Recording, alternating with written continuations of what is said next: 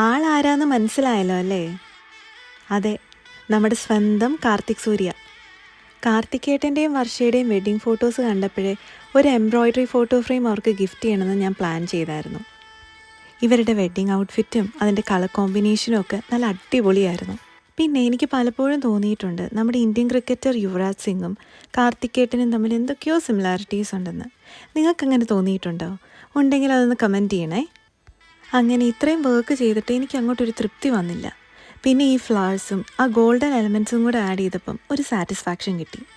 അതിന് ചേരുന്ന ഫ്രെയിമും കൂടെ വന്നപ്പം മൊത്തത്തിലൊന്ന് കളറായി. അപ്പം എങ്ങനെയുണ്ട് ഗൈസ്? കാർത്തികേട്ടന് ഇത് ഇഷ്ടപ്പെടുവോ? Once again wishing you both a very happy married life.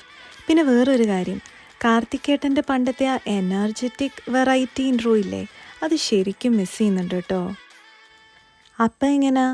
പിന്നെ കാണാം.